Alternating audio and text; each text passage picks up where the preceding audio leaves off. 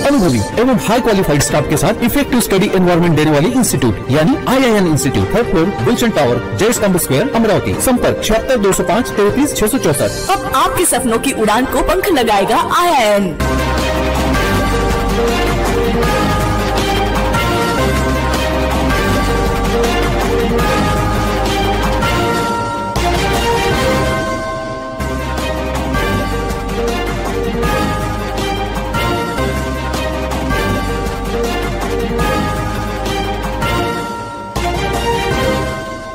नमस्कार, सिटी न्यूजच्या बातमीपत्रात प्रेक्षकांचं मनपूर्वक स्वागत। आज दिनांक 23 ऑगस्ट 2024, वार शुक्रवार। बातमीपत्राची सुरुवात करूया सुविचार मालेने।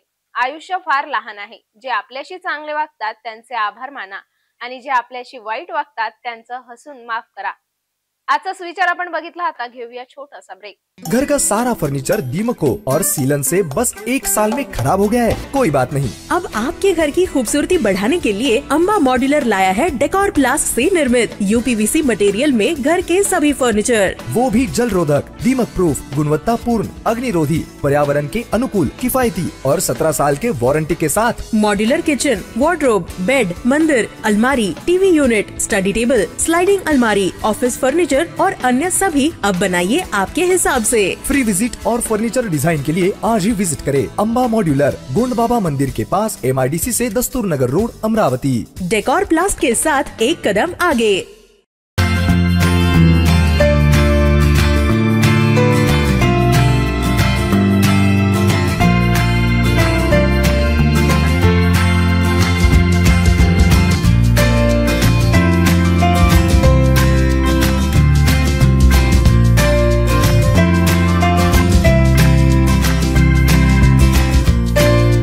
संपूर्ण लग्न बस्ता आराधना जवाहर रोड, अमरावती।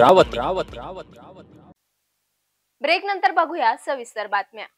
यश रोडगे या युवकाच्या हत्येची घटना 2 दिवसाआधीच शहरात घडली। या गुन्ह्यात राजापेठ देवी पोलिसांनी सर्व आरोपींना तात्काळ अटक केली होती। याच आरोपींना न्यायालयात पेशीकरिता घेऊन जात असताना न्यायालयात मृतक यशचे सहकारी आरोपीवर हमल्याच्या तयारीत असल्याची माहिती मिळताच पोलिसांनी त्यांचा डाव हाणून पाडला। पोलिसांच्या सतर्कतेने न्यायालयात होणारी मोठी घटना टळली। बुधवारच्या रात्री गोपालनगर येथे राहणारा यश विलास रोडगे याची निर्घृण हत्या करण्यात आली होती। या घटनेत राजापेठ DB पोलिसांनी हत्या प्रकरणातील सर्व आरोपींना रात्रभरात ताब्यात सुद्धा घेतले। याच आरोपींची 23 ऑगस्ट रोजी दुपारी न्यायालयात पेशी असताना पोलिसांनी अल्पवयीन मुलांना वगळून इतर आरोपींना कोर्टामध्ये पेशीला आणले होते। या दरम्यान न्यायालयात मृतक यश रोडगे याच्या नातेवाईकांसह अनेक मित्रांनी मोठी गर्दी केली होती।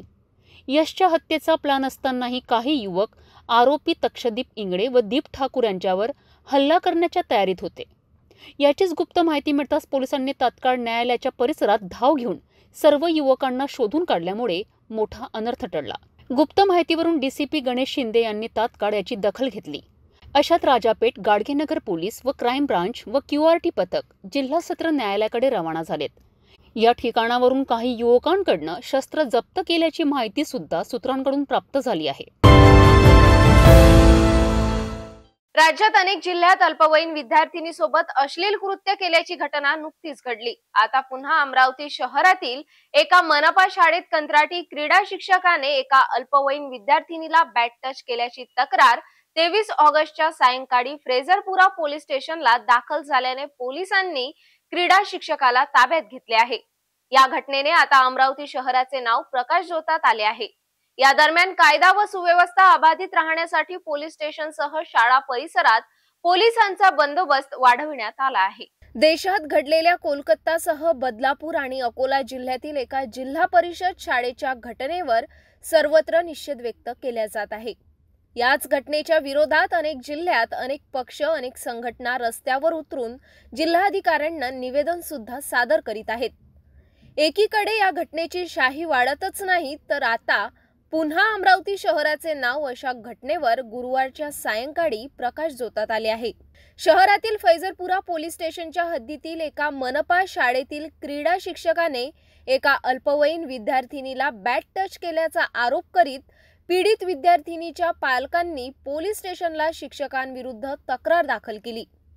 घटनेचे गांभीर्य पाहता पोलीस उपायुक्त सागर पाटील यांनी तात्काळ पोलीस स्टेशन गाठले. अनेक तासपर्यंत या घटनेची चौकशी विचारणा सुद्धा करण्यात आली. अखेर मनपा शाळेतील कंत्राटी क्रीडा शिक्षकाविरुद्ध फैजरपुरा पोलिसांनी कलम पॉक्सो सह 74-75 गुन्हे दाखल करून सायंकाळीच शिक्षकाला ताब्यात घेतले. कंत्राटी पीटी शिक्षक मोहम्मद रियाज उद्दीन शामुद्दीन शेख वय वर्ष 50 राहणारा चपराशीपुरा असे ताब्यात घेण्यात आलेल्या क्रीडा शिक्षकाचे नाव आहे. घटनेची माहिती मिळताच मनपा शाळेतील अनेक शिक्षकांनी गुरुवारच्या रात्रीच पोलीस स्टेशन दाखल झाले होते. 17 ऑगस्टच्या दिवशी शाळेच्या समोर एका विद्यार्थिनीला भुरळ येऊन खाली पडली असता इतर विद्यार्थिनी तेथे जमा झाल्या होत्या. या दरम्यान शिक्षकाला कळताच त्यांनी सुद्धा धाव घेतली. मुलीला बाजूने हटविताना त्याने पीडित विद्यार्थिनीला मागून बॅट टच केला अशी तक्रार करण्यात आली. यावर शुक्रवारी या घटनेवर अनेक संघटना पोलीस स्टेशनसह संबंधित शाळेत दाखल होण्याची शक्यता असल्यामुळे कायदा व सुव्यवस्था अबाधित राहण्याकरिता पोलिसांनी अतिरिक्त बंदोबस्त लावण्यात आला आहे. कालचा जो पोस्को दाखल झाला, जो बदलापूरला जी दुर्दैवी घटना घडलेली आहे, त्याच धर्तीवर माननीय CP सरांच्या आदेशाने आपण प्रत्येक स्कूलमध्ये आणि महाविद्यालयामध्ये जनजागृतीचा, विद्यार्थ्यांना माहिती देण्याचा, लैंगिक अत्याचारांबद्दल किंवा छेडछाडीबद्दल त्याचा उपक्रम आपण राबवत होतो. आणि दिनांक 21 तारखेला आपण त्याच महाविद्यालयात आपण आपली टीम पाठवली होती, एक महिला अधिकारी पाठवली होती. त्यावेळेला तिथं सुद्धा मुलींना तिथं छेडखानीचे किंवा इतर गुन्ह्यांसंदर्भात बालकांच्या विरोधात माहिती देण्यात आली होती. आणि तात्काळ ती माहिती मुख्याध्यापकांना द्यायला आणि मुख्याध्यापकांनी तात्काळ पोलीस स्टेशनला माहिती देण्यास बंधनकारक आहे अशी त्यांना माहिती दिली होती. त्याच धर्तीवर त्याच शाळेत शिकणारी मुलगी तिनं तिच्या आईला 17 तारखेला त्यांच्या वर्गामध्ये एका मुलीला चक्कर आली होती. चक्कर येऊन ती वर्गात क्लासरूममध्ये पडली होती. त्यावेळेला सर्व विद्यार्थी जमा झाले होते, शिक्षिकाही जमा झाले. त्यावेळेला ह्या शिक्षकांनी विद्यार्थ्यांना बाजूला करणे, कारण त्या विद्यार्थीला श्वास घेता यावा, जिला चक्कर आली आहे तिला, त्या बाजूला करण्याच्या ह्याच्यात असताना त्यांनी नको त्या पद्धतीने स्पर्श केला. अशा तिच्या तक्रारीवरून आम्ही लागलीच गुन्हा दाखल करून आरोपीला तात्काळ अटक करण्यात आलेली आहे आणि पुढील आरोपीविरुद्ध आम्ही स्ट्रॉंग ॲक्शन घेत आहोत. चित्रपटाचे वेड असल्याने त्याच मार्गात रममाण झालेल्या एका शाळकरी विद्यार्थ्याने शाळेत जातो म्हणून सांगितले, मात्र तो शाळेत न जाता मुंबईच्या दिशेने वारीला निघाला. इकडे संध्याकाळ झाली तर मुलगा घरी आला नाही. अशातच गुरुवारच्या सायंकाळी पालकांनी फैजरपुरा पोलीस निरीक्षक निलेश करे यांच्याशी संपर्क साधला. करे यांनी तात्काळ मिसिंगची तक्रार दाखल करून मुलाची शोधपत्रिकासह वायरलेसवर माहिती देण्यात आली आणि सकाळीच मुंबई पोलिसांचा फोन आला. तो मुलगा मुंबईत सुखरूप मिळाला. अशात आता फैजरपुरा पोलीस त्या मुलाला अमरावतीत आणण्यासाठी मुंबईला रवाना झाले आहे. तात्काळ दाखल घेतल्याने पालकांनी पोलीस निरीक्षक निलेश करे यांचे आभार मानले आहे. अनेक पोलीस स्टेशन हद्दीत अनेक शाळकरी मुले, वृद्ध नागरिक सह विवाहित महिला मिसिंगच्या अनेक तक्रारी दाखल होत आहे. यात पोलीस सुद्धा तात्काळ दखल घेऊन अनेकांना त्यांच्या नातेवाईकांच्या हवाली सुखरूप पोहोचविले आहे. अशीच घटना फैजरपुरा पोलीस स्टेशन हद्दीतील SRP कॅम्प मार्गावर असलेल्या एका शाळेजवळ गुरुवारी घडली. एका शाळेत 9वीत शिकणारा विद्यार्थी शाळेत जातो म्हणून आईला सांगून निघाला. मात्र तो शाळेत न जाता दिवसभर घरी न आल्याने पालकांनी त्याचा सर्वत्र शोध घेतला. अखेर त्याचा कुठे शोध न लागल्याने त्याच्या आईने घर मालकासोबत फैजरपुरा पोलीस स्टेशन गाठले. इकडे फैजरपुरा पोलीस निरीक्षक निलेश करे यांना माहिती मिळताच त्यांनी मिसिंगची तक्रार दाखल करून तात्काळ शोध घेण्यास वेगवेगळे पथक रवाना केले. तर वडाळी मार्गावरील CCTV फुटेज तपासण्यात आले. मुलाच्या फोटोसह शोधपत्रिका तयार करून सर्व पोलीस स्टेशनला पाठविण्यात आले. यासोबतच वायरलेसवर मुलाची मिसिंगची माहिती देण्यात आली. अखेर शुक्रवारी मुंबई पोलिसांकडून पोलिसांना माहिती मिळाली. वडाळी परिसरातून बेपत्ता झालेला शाळकरी मुलगा मुंबईत आढळून आला. तो दादर पोलिसांच्या ताब्यात सुखरूप असल्याची माहिती मिळताच पोलीस निरीक्षक करे यांनी आपले पोलीस पथक तात्काळ मुंबईच्या दिशेने रवाना केले. मुलाला चित्रपटाची आवड असल्याने तो मुंबईत निघाला होता अशी माहिती समोर येत आहे. मात्र मुलगा मुंबई पोलिसांना सुखरूप मिळाल्याची माहिती मिळताच पालकांनी पोलीस निरीक्षक निलेश करे यांचे आभार मानले आहे. काल साधारण 8 वाजता संगीता नागनाथ आडे वय 35 वर्ष राहणार वडाळी नाका व्यंकटेश कॉलनी, तर त्यांचा मुलगा स्कूलला जातो म्हणून गेला, तो परत आला नाही अशी तक्रार त्यांनी शोध घेतला, तो मिळून आला नाही. पोलीस स्टेशनला आल्या. त्या पोलीस स्टेशनला येताच आम्ही तात्काळ गुन्हा दाखल करून 2 माननीय पोलीस उपायुक्त सागर पाटील साहेब आणि सहाय्यक आयुक्त कुणकर साहेब यांच्या मार्गदर्शनाखाली 2 टीम तयार केल्या आणि त्यानंतर मुलगा घरापासून ते स्कूलपर्यंत सर्व CCTV फुटेज चेक करण्यात आले. CCTV फुटेज व इतर आमच्या गुप्त बातमीदारांमार्फत आम्हाला अशी माहिती मिळाली की सदरचा मुलगा हा मुंबई येथे आहे. तत्काळ तिथल्या पोलीस स्टेशनशी संपर्क साधून मुलाला Dadar police station, Shivaji park police station या ठिकाणी सध्या आहे आणि आता आमची टीम मुलाला आणण्यासाठी रवाना झालेली आहे. मुलगा सुखरूप आहे. तर कशासाठी गेला होता मुलगा, काही माहिती? मुलगा त्याला फिल्म लाईनमध्ये काम करायचा इच्छा आहे, या इच्छेपोटी तो गेलेला होता अशी प्राथमिक माहिती मिळते. तरी मुलगा आल्यानंतर त्याच्याकडे सविस्तर विचारपूस करण्यात येईल. म्हणजे घरच्यांनी परवानगी न दिल्यामुळे घरच्यांनी परवानगी न दिल्यामुळं असंही म्हणता येणार नाही आपल्याला, परंतु आपल्याला त्या ठिकाणी ज्या पोलिसांनी चौकशी केली त्यातून सध्या ही माहिती समोर आली आहे. तरी तो मुलगा येताच घरच्यांच्याकडेही चौकशी केली जाईल सविस्तर आणि मुलाकडेही चौकशी केली जाईल की नेमकं कारण काय आहे. सध्या मुलगा सुखरूप आहे आणि पोलीस स्टेशनला आहे, टीम रवाना झालेली आहे. सर, अशा बहुतेक घटना घडत असतात, मनाविरुद्ध काही घरच्यांनी प्रेशर टाकल्यामुळे अनेक मुलं घर सोडून जात असतात. याच अशा मुलांना काय आव्हान करावं लागेल? मी सर्व अशा मुलांना सांगेन की आपले आईवडील बऱ्याचदा आपल्याला अभ्यास करतो म्हणून रागावतात, तर आपण हा विचार केला पाहिजे की ते आपल्या भल्यासाठीच आपल्याला रागावत असतात. तर ह्याचा संवेदनशीलपणे मुलांनी विचार केला पाहिजे की आईवडील हे आपल्यासाठी दिवसरात्र कष्ट करत असतात, आपल्याला एवढं लहानाचं मोठं करतात. आपण असं निर्णय घेऊन आपण बाहेर गेलात तर उद्या आपल्याबरोबर कोणतंही दुष्कृत्य होऊ शकतं. विनादान तुम्हाला जीव जाण्याचा किंवा इतर तुम्हाला मोठी गंभीर दुखापत होण्याची शक्यता असते. तर मी सर्व मुलांना एक आवाहन करेन की असं कधी कोणत्याही कारणामुळं एकट्याने घर सोडू नये, असं टोकाचं पाऊल उचलू नये, जेणेकरून त्यांनाही त्रास होईल आणि त्याच्या पालकांनाही त्रास होईल. त्या मुलाचं नाव आणि वय किती होतं? मुलाचं नाव यश नागनाथ आडे, वय 15 वर्ष, 10वी वर्गात शिकत होता. वैकुंठवासी मोहनलाल नथुलाल साहू यांच्या स्मृतीप्रित्यर्थ सूरज मोहनलाल साहू यांच्या पुढाकाराने विलासनगर येथील स्मशानभूमीला स्वर्गरथ भेट देण्यात आला. यावेळी रथाचे विधिवत पूजन करून हार अर्पण करून स्वर्गरथ भेट देण्यात आला. यावेळी परिसरातील अनेक ज्येष्ठ नागरिक उपस्थित होते. विलासनगर हिंदू स्मशान संस्था ही अतिशय जुनी स्मशान संस्था आहे. या स्मशानभूमी येथे कार्यरत असलेल्या संस्थेला परिसरात 1978 मध्ये स्वर्गीय हरिभाऊ कमिटीच्या निधीतून अशोक बसेरिया यांनी स्मशानभूमीचे निर्माण कार्य केले होते. मात्र काही कारणामुळे येथे सुविधा उपलब्ध नसल्याने ही स्मशानभूमी हिंदू स्मशानभूमीला सोपविण्यात आली. आता विलासनगर येथील स्मशानभूमीला सूरज साहू यांच्या वतीने त्यांचे स्वर्गीय वडील वैकुंठवासी मोहनलाल नथुलाल साहू यांच्या स्मृतीप्रित्यर्थ स्वर्गरथ भेट देण्यात आला. विलासनगर हिंदू शमशान संस्था का एक सदस्य होने के नाते यह जानकारी दे रहा हूँ कि विलासनगर हिंदू शमशान संस्था यह अमरावती शहर के मध्य में पुरातन स्थापित शमशान भूमि है, जो आदिकाल से चली आ रही है। 1978 में स्वर्गीय हरिभाऊ कलोती की निधि से इसका अशोक जी बसेरिया के सानिध्य में परकोटे का निर्माण हुआ एवं 1986 में यह संस्था रजिस्टर्ड की गई। लेकिन कोरोना काल के समय यहाँ समुचित व्यवस्था न होने के कारण यह शमशान भूमि हिंदू शमशान भूमि को हस्तांतरित की गई।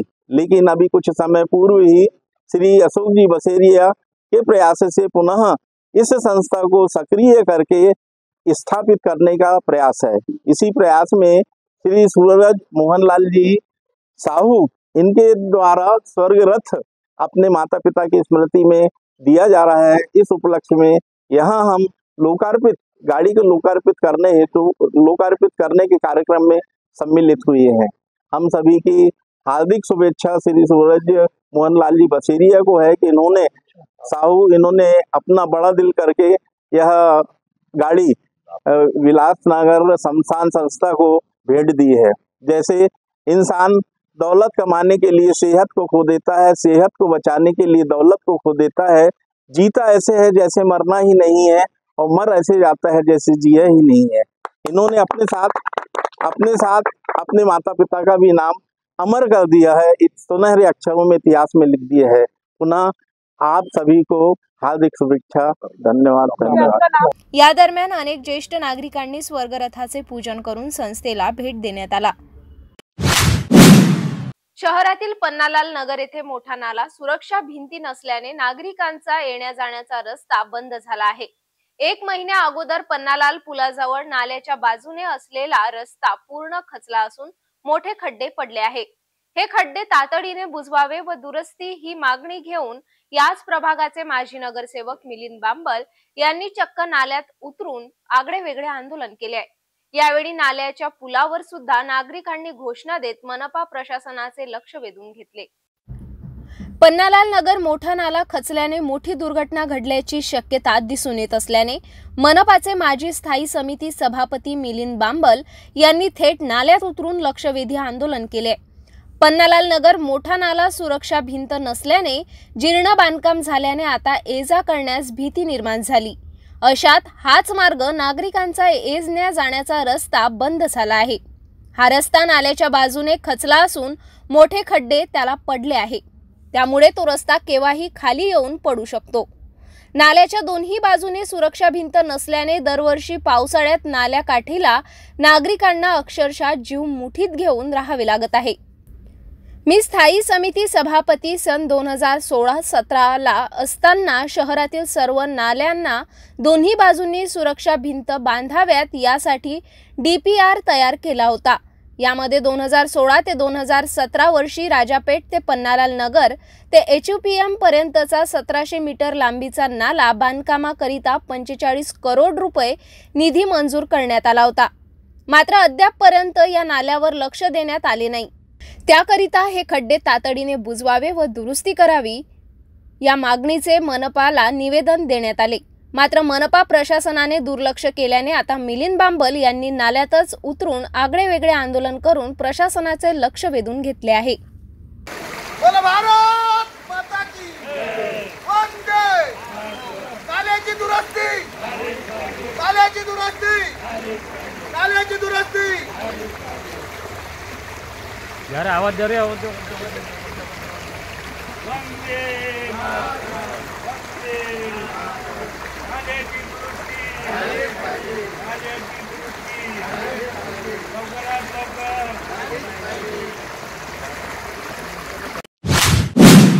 शहरातील रास्ता भाव दुकानदार संघाच्या वतीने आमदार सुलभा संजय खोडके यांना निवेदन सादर केले असताना आमदार खोडके यांनी तात्काळ दखल घेतली। यावर आमदार खोडके यांनी अन्न व नागरी पुरवठा मंत्री छगन भुजबळ यांच्याकडे पाठपुरावा करून प्रकरण मंजुरीत घेतले आहे। यामुळे भुजबळ यांनी तात्काळ दखल घेतल्याने आमदार सुलभा खोडके यांनी राज्याचे अन्न व नागरी पुरवठा मंत्री छगन भुजबळ यांचे आभार मानले आहे। सरकारी स्वस्त धान्य दुकानदारांकडून अंत्योदय प्राधान्य कुटुंबांचे लाभार्थी, केशरी व शेतकरी कुटुंब अशा शिधापत्रिकाधारकांना स्वस्त धान्याचे वाटप केले जात आहे। मात्र पुरवठा व वितरण प्रणालीमध्ये महत्त्वाचे काम करणाऱ्या स्वस्त धान्य दुकानदारांच्या अनेक मागण्या प्रलंबित आहेत। या दरम्यान अमरावती विधानसभा मतदारसंघाचे आमदार सुलभा खोडके यांनी गेल्या 20 जुलै रोजी बचत भवन येथे अन्न पुरवठा विभागाची बैठक घेऊन आढावा घेतला होता। यावेळी पुरवठा अधिकारी, शिधापत्रिकाधारक व स्वस्त धान्य दुकानदार यांना बोलावून सर्व तक्रारी, समस्या व त्यांचे निराकरण करण्यासंदर्भात चर्चाही केली होती। अमरावती जिल्हा स्वस्त भाव दुकानदार संघाचे शिष्टमंडळाने आमदार सुलभा खोडके यांना निवेदन सादर केले होते। या मागणीची तात्काळ दखल घेत आमदार खोडके यांनी शासनाकडे पाठपुरावा केला असता रास्त भाव दुकानदारांना कमिशन मोबदला वाढवून देण्यास राज्याचे अन्न व नागरी पुरवठा मंत्री छगन भुजबळ यांनी सकारात्मकता दर्शविली आहे। अशात आता राज्यातील 56,000 रास्त भाव दुकानदारांना यांचा फायदा होणार आहे। राज्यातील सरकारी स्वस्त धान्य दुकानदार यांना कमिशन मोबदला वाढ व इतर मागण्यांसंदर्भात सकारात्मकता दर्शविल्याबद्दल आमदार सुलभा खोडके यांनी राज्याचे अन्न व नागरी पुरवठा मंत्री छगन भुजबळ यांचे आभार मानित अभिनंदन केले. भेटूया एका छोट्याशा विश्रांतीनंतर. अमरावती महानगरपालिका अमरावती पशुवैद्यकीय विभाग मोकाट जनावरे सोडणे संबंधी सर्व पशुपालकांना सूचना. महानगरपालिका क्षेत्रातील मोकाट जनावरे सोडणे संबंधी सर्व पशुपालकांना सूचित करण्यात येत आहे की सध्या स्थितीमध्ये महानगरपालिका हद्दीमध्ये रस्त्यांवर तथा मानवी वस्त्यांमध्ये मोकाट जनावरांचा उपद्रव वाढलेला आहे. तसेच रस्त्यांवर जनावरांमुळे अपघात होण्याची शक्यता नाकारता येत नाही. महानगरपालिकेच्या पथकामार्फत पकडण्यात आलेले जनावर यापुढे 7 दिवस सोडण्यात येणार नाही. मोकाट जनावरांवर तिप्पट दंड आकारण्यात येईल. जनावरांमुळे अपघात अथवा मानवी जीवितास धोका झाल्यास महाराष्ट्र पोलीस अधिनियम कलम 90 गुराढोरांना रस्त्यावर भटकू देणे किंवा खाजगी किंवा सार्वजनिक मालमत्तेवर अतिक्रमणे करू देणे यासाठीची शिक्षा. कलम 91 शिक्षा गुरांस कोंडवाड्यात घालणे. कलम 92 हक्क सांगितलेली गुरे स्वाधीन करणे. कलम 93 हक्क न सांगितलेली गुराढोरांची विक्री. कलम 99 सडके संबंधीचे नियम न पाळणे. कलम 100 प्राण्यांकडून अडथळा किंवा खोडी करविणे. कलम 106 घोडे वगैरे मोकळे सोडणं, हिंसक कुत्रे मोकळे राहू देणे. पशुपालक यांच्यावर गुन्हे दाखल करण्यात येते. तसेच संबंधित पोलीस स्टेशन यांचे परवानगीशिवाय जनावरे सोडण्यात येणार नाही. महाराष्ट्र महानगरपालिका अधिनियम अनुसूचित ड प्रकरण 14 कलम 22, 23, 24 अन्वय पशुपालन संबंधी सक्षम प्राधिकरणे यांची परवानगी सादर करावी लागेल. तथा कलम 376 अन्वय तथा मनपा सर्वसाधारण ठराव क्रमांक 47 नुसार पशुपालक यांच्यावर कारवाई करण्यात येईल व नागरिक क्षेत्रात गुरे पाळणे अधिनियम याबाबतची अंमलबजावणी करून संबंधिताने व पालकांवर कायदेशीर कारवाई करण्यात येईल व होणाऱ्या आर्थिक नुकसानास महानगरपालिका जबाबदार राहणार नाही. महानगरपालिका आयुक्त अमरावती. विश्रांतीनंतर पुन्हा आपले स्वागत. राज्यात घडत असलेल्या अल्पवयीन मुलीसह महिलांवरील अत्याचार घटनेवर माजी राज्यमंत्री काँग्रेस नेत्या ॲडव्होकेट यशोमती ठाकूर चांगल्याच संतापल्या आहे. जबाबदारी या विषयाचा संपूर्ण महाराष्ट्रामध्ये कचरा झाला आहे. लहान मुलांवर जे काही पोस्कोच्या केसेस होतात ते खरोखर धक्कादायक आहे. या संपूर्ण प्रकरणात भरपूर ट्रेनिंग किंवा व्यवस्था करण्याची गरज आहे, अशी प्रतिक्रिया ॲडव्होकेट ठाकूर यांनी दिली आहे. या सरकारला लक्ष देण्याची गरज वाटत नाही आहे. जे काही प्रकरण घडत आहे अमरावती, अकोला, बदलापूर असो याकरिता सरकारला मोठ्या प्रमाणात लक्ष देण्याची गरज आहे, अशी प्रतिक्रिया सुद्धा आमदार यशोमती ठाकूर यांनी दिली आहे. सेन्सिटिव्हिटी हा जो विषय आहे किंवा जबाबदारी हा विषय हा अख्ख्या महाराष्ट्रातच त्याचा कचरा झालेला आहे. महिलांवर, लहान मुलांवर ज्या काही प्रकारे पॉस्कोच्या केसेस होतात आहे हे खरोखर धक्कादायक आहे. त्या गोष्टीसाठी भरपूर सारं नियोजन, भरपूर सारं ट्रेनिंग, भरपूर सारं सायकोलॉजिकली त्या ठिकाणी व्यवस्था करण्याची गरज आहे. पण त्याच्याकडे या सरकारला लक्ष देण्याची गरजच वाटत नाहीये. सरकार तातूर गोष्टी करत आहे. शॉर्ट टर्म गोल्सवर लक्ष जास्त देत आहे, लॉंग टर्म गोलवर अजिबात नाही. जे काय अकोल्यात झालं, जे काय अमरावतीत झालं, जे काय बदलापुरात झालं हे सगळं धक्कादायक आहे. आणि या सगळ्या गोष्टी थांबवण्यासाठी सरकारला अधिक जबाबदारीनं काम करण्याची गरज आहे. बांगलादेशात झालेल्या हिंसाचार प्रकरणात हिंदूंवर अन्याय अत्याचार घटना घडल्या. अनेकांना टार्गेट करण्यात आले. या घटनेच्या निषेधार्थ 25 ऑगस्ट रोजी शहरात सकल हिंदू समाज बांधवांच्या वतीने 25 ऑगस्टला विराट हिंदू मोर्चाचे आयोजन करण्यात आले. या मोर्चाची तयारी आता अंतिम टप्प्यात आली असून याचीच माहिती आयोजकांनी पत्रकार परिषदेत स्पष्ट केली. या पत्रकार परिषदेच्या माध्यमातून तमाम अमरावतीकर महिलांना मी नम्र आवाहन करते की आपण सगळेजण हिंदू आहोत आणि हिंदूंनी हिंदूंसाठी घराच्या बाहेर आणि विशेषतः महिलांनी मोठ्या संख्येने या मोर्चामध्ये सामील होणं अत्यंत गरजेचं आहे. जोपर्यंत आपण आपली एकजूट दाखवणार नाही, एक संघ राहणार नाही, तोपर्यंत आपण याला सामोरे जाऊ शकणार नाही. तेव्हा ही पत्रकार परिषद उद्याच्या बांगलादेशाच्या संदर्भातली पत्रकार परिषद आहे आणि त्या अनुषंगाने समस्त अमरावतीकर बंधू आणि भगिनींना विनंती करते की मोठ्या संख्येने यामध्ये एकत्रित येऊन आपल्या राष्ट्रासाठी आणि धर्मरक्षणासाठी एकजूट दाखवावी. मी मीना पाठक, श्रीराम सेवा मंडळाची प्रवक्ता म्हणून माझ्याकडे जबाबदारी आहे. तसेच श्री अंबादेवी संस्थानचे कोषाध्यक्ष विश्वस्त म्हणून माझ्याकडे जबाबदारी आहे. आज ही पत्रकार परिषद आम्ही फक्त एकाच दृष्टिकोनातून घेतलेली आहे की जो सकल हिंदू समाज आहे आपला, त्या हिंदू समाजावर जो सध्याच्या परिस्थितीमध्ये जो अन्याय होतो आहे, अत्याचार होतो आहे, हा कुठेतरी थांबला पाहिजे.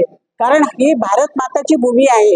या भारत मातेचं नावच भारत माता आहे आणि महिला शक्ती एकत्रित येऊन येत्या 25 ऑगस्टला आम्ही मोठा मोर्चा काढणार आहे. याचा निषेध म्हणून मोर्चा काढणार आहे की हिंदू संघटना एकत्रित आली पाहिजे. हिंदू राष्ट्र जर जगवायचं असेल, हिंदू राष्ट्र जर हिंदू म्हणून राहायचं असेल तर आपल्या सर्व हिंदू बांधव आणि भगिनींना एकत्रित येणं हे काळाची गरज आहे. म्हणून या ठिकाणी आज ही पत्रकार परिषद आम्ही आयोजित केलेली आहे. तसेच बांगलादेशामध्ये सुरू असलेल्या आंदोलनामुळे तेथील हिंदूवर जे अत्याचार झाले त्याचा विरोध करणे, तसेच तेथील हिंदूंना पाठिंबा देण्यासाठी 25 ऑगस्टला आम्ही मोठा या ठिकाणी सकाळी 10 वाजता विराट हिंदू मोर्चा काढण्याची तयारी केलेली आहे. ही सर्व माहिती देण्याकरता आज आम्ही सर्व पत्रकार बंधूंना या ठिकाणी निमंत्रित केलेलं आहे आणि एवढंच या ठिकाणी मी सांगेन. बाकी मग पत्रकारांनी जे काय प्रश्न विचारतील त्याचं उत्तर आम्ही आणि त्यांचा आम्ही काय प्रोग्राम ठरवला आहे, पुढची आमची रूपरेषा काय असेल हे आम्ही ठरवून सांगणार आहोत. नमस्कार, मी सौ वृंदा मुक्तेवार. एक हिंदू म्हणून दिनांक 25 ऑगस्ट 2024 नेहरू मैदान अमरावती येथे सकल हिंदू समाज आणि धर्मवीर छत्रपती संभाजी महाराज अभिवादन समिती यांच्याकडून आयोजित आपल्या सर्वांनाच माहिती आहे की बांगलादेशमध्ये जे हिंदूंवर ज्या संघटनेवर अत्याचार होत आहे आणि त्या अत्याचाराच्या विरोधात आपलं एकत्रीकरण या समाजाला दिसणं अतिशय गरजेचं आहे.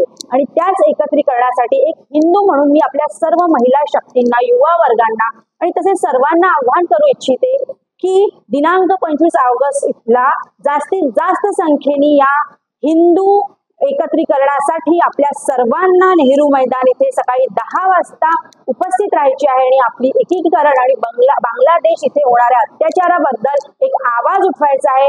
एक संघटनेमध्ये काय शक्ती असते ते आपल्याला दाखवून द्यायचं आहे. त्यामुळे सर्वांनी अवश्य या. महाराष्ट्र बंदमुळे महाराष्ट्राच्या जनतेला कुठल्याही प्रकारचा त्रास न होण्याची काळजी घेणे आपली सर्वांची जबाबदारी आहे. न्यायालयाने दिलेल्या निर्णयाचं स्वागत करतो अशी प्रतिक्रिया मंत्री तथा भाजप वरिष्ठ नेते चंद्रशेखर बावनकुळे यांनी स्पष्ट केली. ते अमरावती आले असता आपली प्रतिक्रिया स्पष्ट केली. यासोबतच आम्ही बदलापूरच्या घटनेबाबत संवेदनशील आहोत. त्या घटनेचा कोणीही समर्थन करू शकत नाही. आमच्या संवेदना आहे. तातडीने कारवाई केले आहेत असे स्पष्ट करून या घटनेच्या आरोपीला फाशी झाली पाहिजे. सर्वांना सत्ता मागायची आहे. त्यामुळे राज्यातील 14 कोटी जनता निर्णय घेईल की कोणाला सत्ता द्यायची असा टोला सुद्धा लगावला. महाविकास आघाडीच्या सर्वेवर विश्वास करू नका. महाराष्ट्राची जनता ही महायुती सोबत राहील असा दावा सुद्धा बावनकुळे यांनी केलाय. माननीय न्यायालयाचा मान राखला पाहिजे आणि महाराष्ट्राच्या जनतेला कुठल्याही प्रकारचा त्रास होण्याची काळजी आमची सर्वांची जबाबदारी आहे. माननीय न्यायालयाने दिलेल्या निर्णयाचं मी स्वागत करतो. उद्या काळ्या फिती लावून संपूर्ण महाविकास आघाडीचे लोक ठिकठिकाणी राज्यामध्ये आंदोलन करणार आहे. नाही, आम्ही सर्व संवेदनशील आहोत. आमच्याही संवेदना आहे. बदलापूरच्या घटनेचं कोणीही समर्थन करू शकत नाही. त्याकरता सरकारने केलेल्या संपूर्ण कारवाया आणि पुढेही करणाऱ्या कारवाया या तातडीने केल्या आहेत. त्यामुळं आमच्याही संवेदना पक्ष म्हणून आणि समाज म्हणून आणि 14 कोटी जनता म्हणून आम्ही या घटनेच्या आरोपींना फाशीपर्यंत अंतिम होतपर्यंत या घटनेच्या मागे लागून राहणार आहोत, सरकारच्या मागे लागून राहणार आहोत. आम्ही कुटुंबियासोबतही आहोत आणि आमची सुद्धा संवेदना तेवढीच आहे. समर्जित गाडगे आता तुतारी सोबत जाणार आहे 3 सप्टेंबरला. सकाळी पूर्ण होते. राज्यपाल नियुक्त 12 ज्या जागा आहेत त्या संदर्भात कोर्टानं महायुतीला दणका दिलेला आहे. 2 वर्षात नियुक्त त्या जागा झालेल्या आहेत. आता देखील नियुक्त होणार नाही. महाविकास आघाडीच्या काळात कोश्यारींना पत्र लिहिलं होतं तेव्हा देखील त्या जागा नियुक्त झाल्या नव्हत्या. नाही, माननीय काय न्यायालयाने आदेश दिला आहे ती मेरा बघतो आणि उद्या बोलील. राज ठाकरे म्हणतात की राज्याची सत्ता काय म्हणा, सर्वांना सत्ता बघायची आहे, त्यामुळे 14 कोटी जनता निर्णय घेईल कुणाला सत्ता द्यायची. उद्या तुम्ही पण अमरावतीच्या दौऱ्यात आणि राज ठाकरे देखील आहेत. नाही, चांगला आहे. त्यांनी आपल्या पक्षाचं काम केलं पाहिजे, आम्ही आपल्या पक्षाचं काम करू. शेवटी जनता ज्याला बळ देईल किंवा जनता ज्याला मतदान करेल तो सत्तेमध्ये येईल. एक सर शेवटला प्रश्न, डॉक्टर बाबासाहेब आंबेडकरांच्या पुतळ्यासमोर उद्या शरद पवार बसणार आहेत, संपूर्ण घटनेच्या संदर्भात नाही, संवेदना व्यक्त करण्याकरता आपापल्या पद्धतीने सारे पक्ष करत आहेत. आमच्याही पक्षाच्या संवेदना आहेत, आमच्याही संवेदना आहेत, त्यामुळं संवेदना व्यक्त करणे याच्यात काही चूक नाही आहे. आम्ही आपल्या संवेदना व्यक्त करतोच आहे. सर, एक मूड ऑफ द नेशनचा एक सर्वे समोर आलेला आहे. त्यामध्ये महाविकास आघाडीला 150 ते 160 जागा आणि महायुतीला 120 ते 130 जागा मिळण्याचा अंदाज वर्तवला. आता परवात कोणीतरी महाविकास आघाडीचं बोललं की सर्वेवर विश्वास ठेवू नका. महाविकास आघाडीचे कुठले तरी नेते बोलले की सर्वेवर विश्वास ठेवू नका. पण बघू, शेवटी जनता ही महाराष्ट्राची महायुतीसोबत राहील. कारण केंद्रातलं सरकार आणि राज्यातलं सरकार डबल इंजिन सरकारच महाराष्ट्राच्या जनतेचं भलं करू शकतं, महाराष्ट्राला पुढे नेऊ शकतो. कारण 2029पर्यंत मोदीजी प्रधानमंत्री आत्ता आहे आणि प्रधानमंत्री मोदीजी असताना केंद्र सरकारच्या सर्व योजना आणि महायुतीने दिलेल्या सर्व योजना या पुढं चालू ठेवायच्या असतील तर महायुती लागेल. आणि महाविकास आघाडी येणं म्हणजे योजना बंद करणे. महाविकास आघाडीचं मत म्हणजे योजना बंद करणारं मत, जसं कर्नाटकमध्ये बंद केलं, आसाममध्ये योजना बंद केल्या, तेलंगणामध्ये योजना बंद केल्या. आणि भाजपाचं आणि महायुतीचं मत म्हणजे मध्य प्रदेश, आसाम इथे आपण योजना सुरू ठेवल्या. मुख्यमंत्री लाडकी बहीण योजना सुरू आहे मध्य प्रदेशमध्ये, आसाममध्ये सुरू आहे. त्यामुळं माझं स्पष्ट मत आहे, महाराष्ट्राच्या जनतेने महाविकास आघाडीला जर मत दिलं, एकही मत दिलं तरी ते मत हे योजना बंद करणारं मत आहे. महायुतीचं मत योजना सुरू ठेवणारं मत आहे.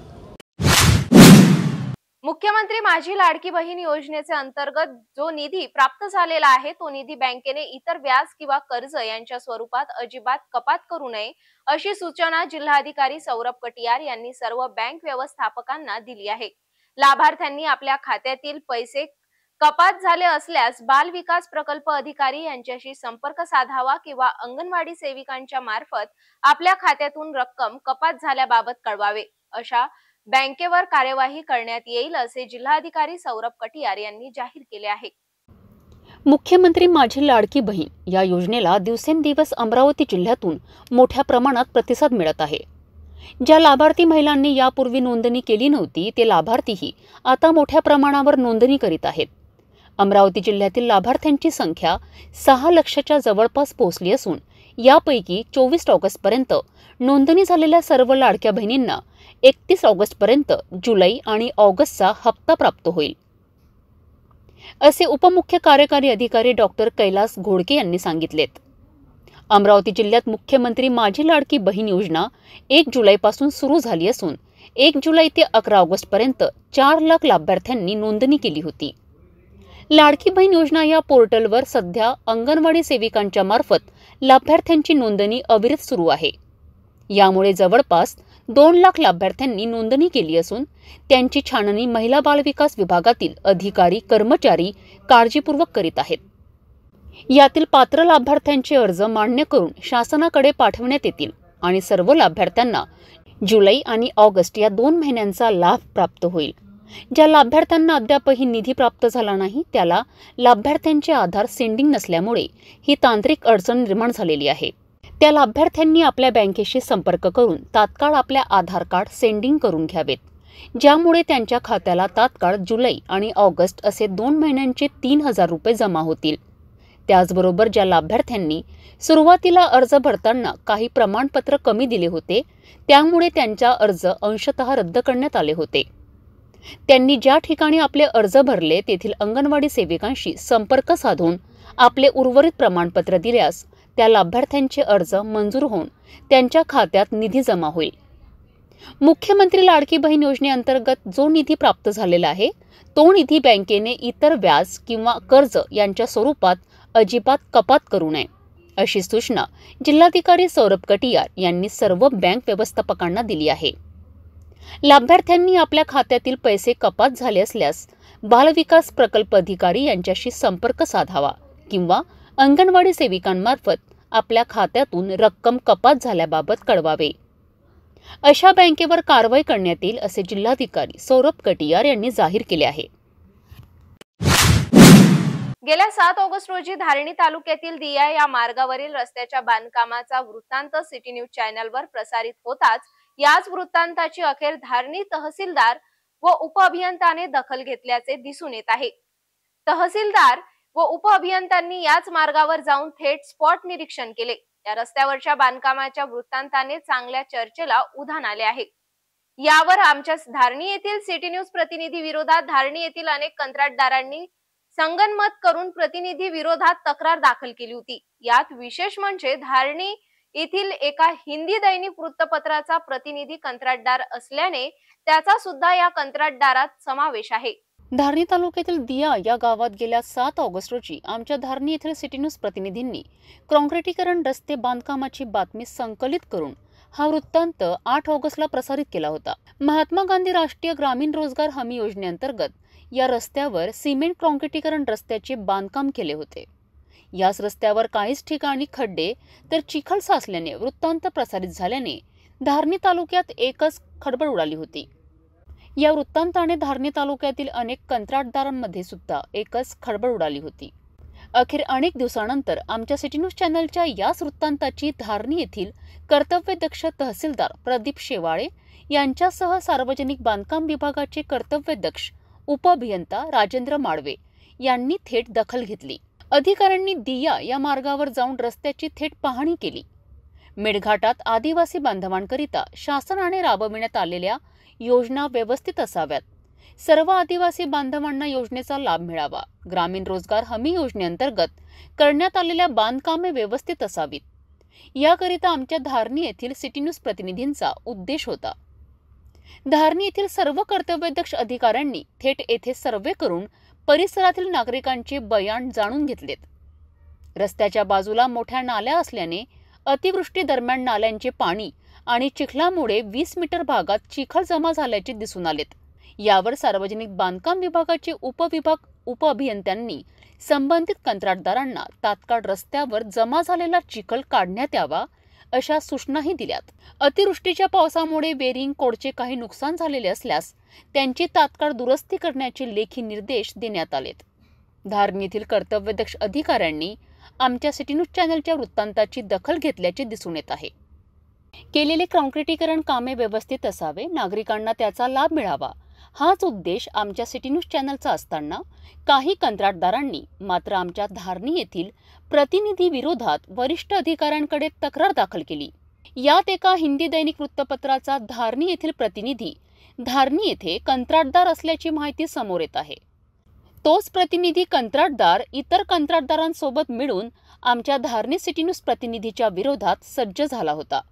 मात्र धारणी येथील अधिकाऱ्यांनी केलेली पाहणीमध्ये अनेक सत्यता आणि बाबी समोर आल्या आहेत. यामुळेच आता कर्तव्यदक्ष तहसीलदार प्रदीप शेवाळे यांच्यासह धारणी येथील सार्वजनिक बांधकाम विभागाचे कर्तव्यदक्ष उपअभियंता राजेंद्र माळवे यांच्या कार्याची आता संपूर्ण मेळघाटात अभिनंदन व प्रशंसा केली जात आहे.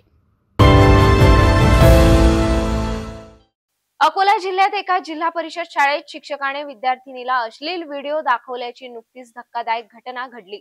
तर याच जिल्ह्यात आता पुन्हा एका 10 वर्षीय अल्पवयीन मुलीवर अत्याचाराची घटना उघडकीस आल्याने एकच खळबळ उडाली आहे.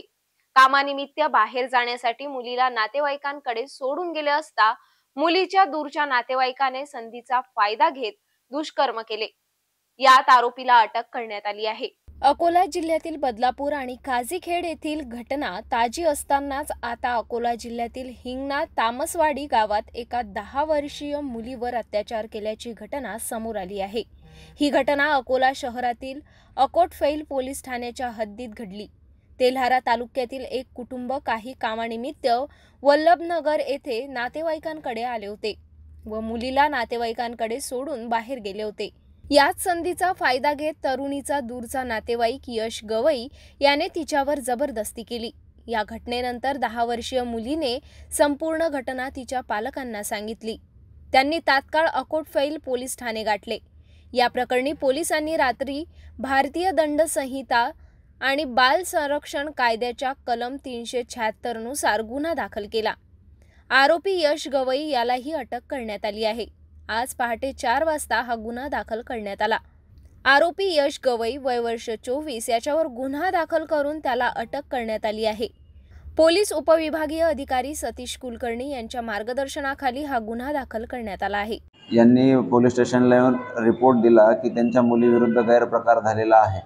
मुलीला विश्वासात घेऊन महिला पोलीस अधिकारी आणि महिला स्टाफ यांच्या वतीने मुलीला विश्वासात घेऊन तिची विचारपूस केली असता तिने झालेला घटनाक्रम पोलिसांना सांगितला। घटनाक्रम साधारणतः 30/8/2023 ते कालपावेतोचा आहे आणि दिलेल्या माहितीवरून अकोटफैल पोलीस स्टेशन येथे BNSच्या सेक्शन्स आणि पोक्सो कलम 4-6 अंतर्गत गुन्हा दाखल करण्यात आलेला आहे। आरोपी यश युवराज गवई वय 20 वर्ष राहणार हिंगणा तामसवाडी तालुका जिल्हा अकोला याला अटक करण्यात आलेली आहे आणि पुढील तपास API मेश्रे जुने शहर पोलीस स्टेशन यांच्याकडे तपास देण्यात आलेला आहे महिला अधिकारी म्हणून आणि पुढील तपासा माननीय SP सर माननीय ॲडिशनल कारवाई करण्यात येत आहे। या आधी त्याच्यात सांगितल्याप्रमाणे 30/8/2023 ते कालपावेतो हा घटनाक्रम आहे। त्याच्यात अनेकदा त्याच्या मुलीवरती अत्याचार झाल्याचा निदर्शनास आलेला आहे आणि पुढील कारवाई चालू आहे।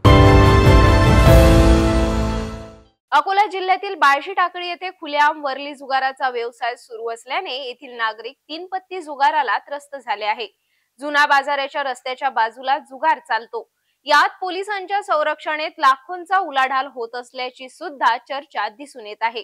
यावर पोलीस अधीक्षक कारवाई करणार का असा सवाल नागरिकात होत आहे।